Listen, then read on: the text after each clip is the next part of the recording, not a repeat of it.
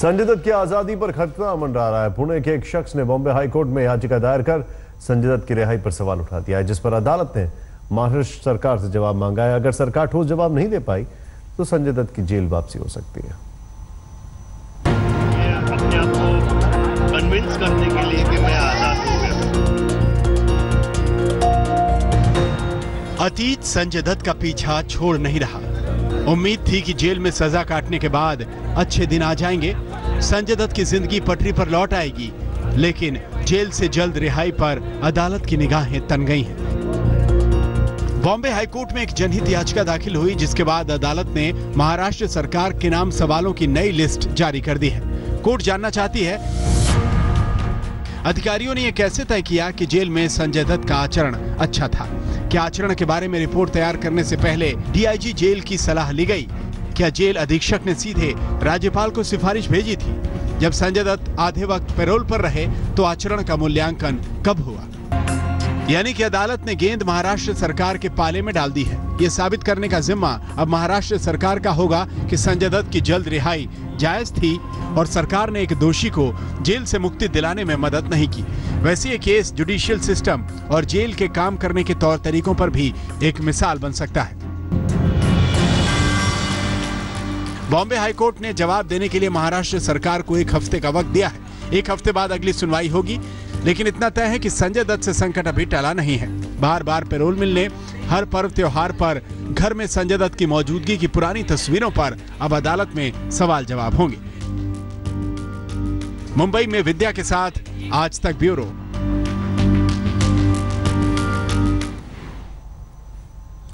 सीधे आपको लेकर चलते हैं, हमारे साथ सुजॉय कारथावाला मौजूद हैं, जो कि संजय दत्त के अगर बात की जाए तो उनके पक्ष में बोल रहे हैं। हमारे साथ वकील हैं ये वरिष्ठ। मैं आपसे जानना चाहूंगा सर सुजॉय जी, हाईकोर्ट ने जो पूछा है इसके क्या मायने? क्या ये समझा जाए कि एक सवाल अब खड़ा हो गया है, खासकर ये देखते हुए कि कैसे वो 8 महीने पहले बाहर आ गए, कैसे उनको एक एडवांटेज हमेशा मिलता रहा?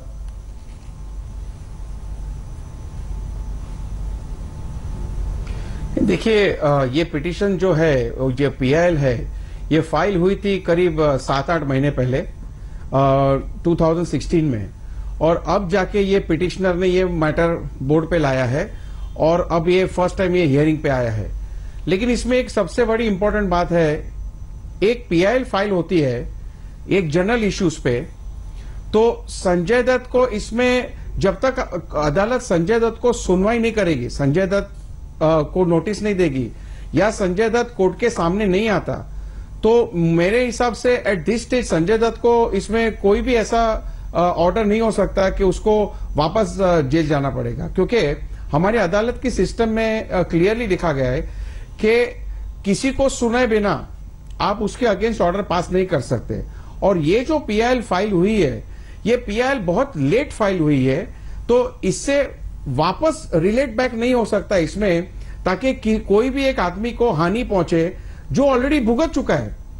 तो मेरे हिसाब से ये पीआईएल जो फाइल हुई है, ऑफ कोर्स अदालत के सामने है, इसलिए मैं इसमें ज्यादा बोलूंगा नहीं, क्योंकि ये मैटर सब जुडिस है, और जब मैटर कोई सब जुडिस होती है तो हम इस पे ज्यादा टिप्पणी नहीं कर सकते। लेकिन किसी को बिना सुने कोई भी फैसला उसके अगेंस्ट नहीं हो सकता। मैं एक चीज समझना चाहता हूं, संजय दत्त के वकील हैं, एक सवाल जो खड़ा हो रहा है वो ये है कि जैसे मैं आपको एक छोटा सा उदाहरण देता हूं।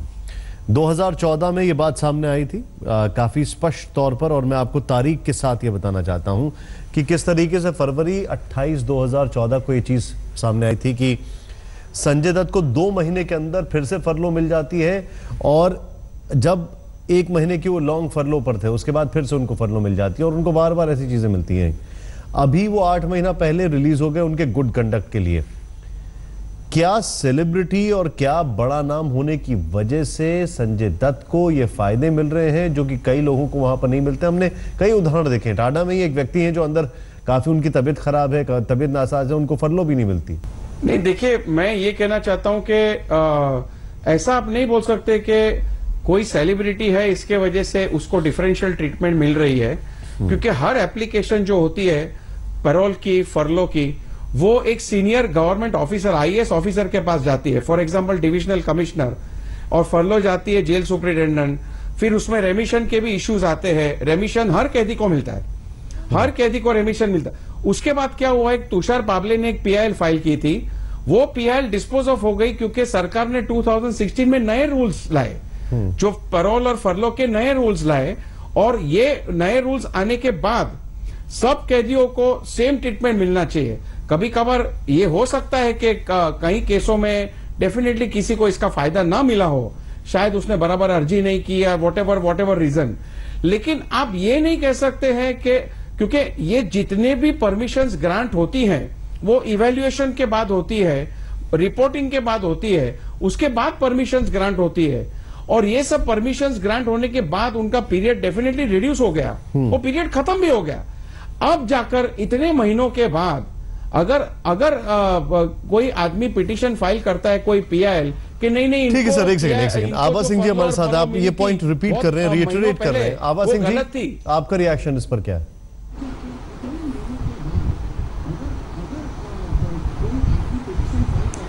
जी, आपका सवाल बहुत सही है, क्योंकि क्या संजय दत्त को दोबारा अरेस्ट किया जा सकता है? तो जो सीआरपीसी की 432 धारा है, 432 धारा जिसके तहत 432 सेक्शन के तहत जो इनको रिमिशन दिया गया है, उसमें लिखा गया है साफ साफ, 432 of the CrPC section 3 part 3 कहता है कि अगर गवर्नमेंट को लगता है कि ये रेमिशन जो है गलत ढंग से दिया गया है, गैर कानूनी है, सही नहीं है, तो फिर उस रेमिशन को खत्म किया जा सकता है, रिजेक्ट किया जा सकता है, और बिना वारंट के, सीआरपीसी तो कहता है बिना वारंट के दोबारा अरेस्ट किया जा सकता है। तो अगर 3 हफ्ते बाद सरकार ये समझती है कि जेल अथॉरिटीज ने बिना कानून को फॉलो किए, क्योंकि रेमिशन रूल्स में लिखा है डीआईजी का रिकमेंडेशन होना चाहिए, और यही बॉम्बे हाई कोर्ट ने पूछा है कि क्या डीआईजी के रिकमेंडेशन लिए गए, क्या आपने ड्यू प्रोसेस फॉलो किया, और वो भी जब संजय दत्त आधे टाइम करीब 150 दिन पैरोल और फरलो पे थे, तो उस पीरियड का आपने कैसे रेमिशन का 1/4 उनका कम कर दिया।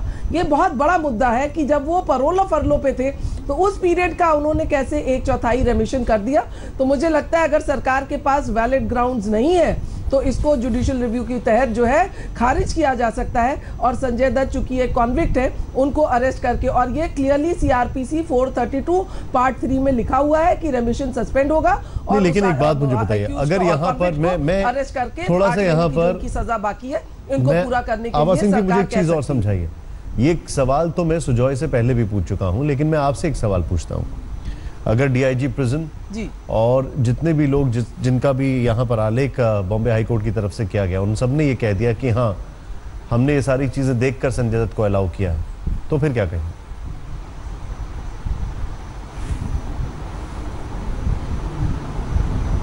जी बिल्कुल, अगर सरकार कहती है कि हमने अलाउ किया है जो सही है, लेकिन एक मुद्दा और है कि गुड बिहेवियर का आपका क्राइटेरियन क्या है, ये भी सरकार को बॉम्बे हाई कोर्ट के सामने रखना पड़ेगा कि क्या योगा करना ही गुड बिहेवियर है। अगर ये था तो जो बाकी कॉन्विक्ट्स हैं वहां जेल में थे उनको क्यों नहीं दिया गया? अगर पीसफुल वे में बिहेव करना, तो बाकी लोग भी तो जेल में पीसफुल होते हैं, वहां कौन चाकू और छुरी चलती है? तो ये भी मुद्दा है। अगर डीआईजी ने पास किया बहुत अच्छा, लेकिन गुड बिहेवियर आपने कैसे किया? क्या वो सेलिब्रिटी स्टेटस की वजह से गुड बिहेवियर था? क्या वो करप्शन की वजह से? ये सब चीजें अब हाई कोर्ट के सामने रखनी पड़ेगी, क्योंकि बाकी कैदी जो थे, जो पिटिशनर है वो खुद एक सजा काट रहा था और उसने कहा मुझे नहीं दिया गया और संजय दत्त को दिया गया। तो ये चीज गुड बिहेवियर पर भी सरकार को साफ साफ बताना पड़ेगा, और कितने लोगों को उन्होंने गुड बिहेवियर पे इस तरह सजा का रेमिशन दिया है, ये भी बहुत बड़ा मुद्दा है। मैं आप दोनों के पास वापस आ रहा हूं। किस यहाँ पर ये सवाल अपने आप में बड़ा वैलिड है कि कितने लोगों को इस आधार पर। चलते इस वक्त हमारे खास मेहमान हमारे साथ है सुजॉय, हमारे साथ है आभा सिंह, हमारे साथ है। सुजॉय, मैं आपसे एक चीज समझना चाह रहा हूं। यहाँ पर हम लोग जो बात कर रहे हैं, एक एग्जाम्पल मैं आपको दूंगा। शगुफ्ता काजी, ज़ैबुन्निसा काजी की जो बेटी है, उन्होंने सीधे तौर पर एक जमाने में कहा था कि आखिर क्या वजह है कि संजय दत्त को इतनी आसानी से फरलो मिल जाती है। अगर यही बात है तो यूसुफ नालावाला, शरीफ पारकर, काजी, ये सारे बहुत सारे नाम हैं, इन सबको भी संजय दत्त के तरीके से ही गुड कंडक्ट पे बाहर आ जाना चाहिए था। ऐसा क्यों नहीं हुआ?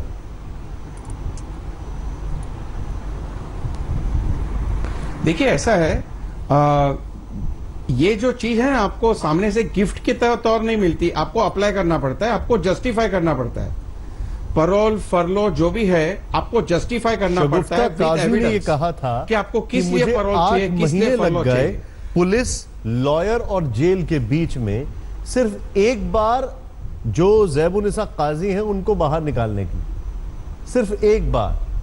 यहां पर संजय दत्त जब बाहर आते हैं उसके बाद फिर 2 महीने के बाद उनको 1 महीने की फरलो मिल जाती है।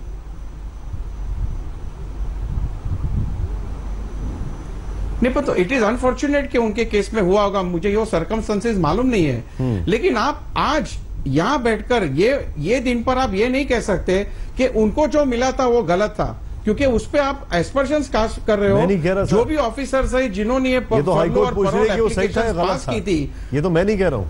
हाँ, ये तो हाईकोर्ट पूछ रही है कि वो सही था गलत था। नहीं, हाईकोर्ट ने एक पीआईएल, हाईकोर्ट की जो पीआईएल है वो फाइल हुई थी फरवरी 2016 में। 2016 में फाइल होने के बाद फर्स्ट टाइम ये हियरिंग के लिए आई है जून 2017 में।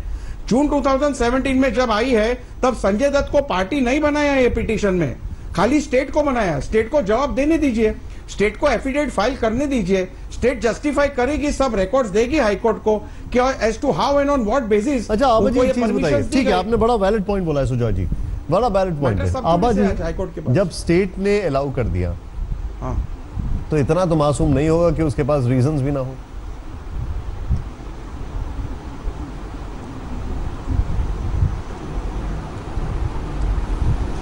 देखिए, बात रीजंस की नहीं है, बात है कि आपने कानून का पालन किया कि नहीं। जो गाइडलाइंस हैं इसमें साफ एक करप्शन दिखता है, एक सेलिब्रिटी स्टार की मदद दिखती है कि सारे कानून को ताक पे रख के। जो आपने ज़ैबुन्निसा काजी की बात उठाई, बहुत सही उठाई, क्योंकि उनकी बेटी मेरे पास आई थी रोते हुए कहने के लिए कि मेरी माँ बीमार है, उनका इलाज होना है, लेकिन उनको पैरोल और फरलो नहीं मिल रही।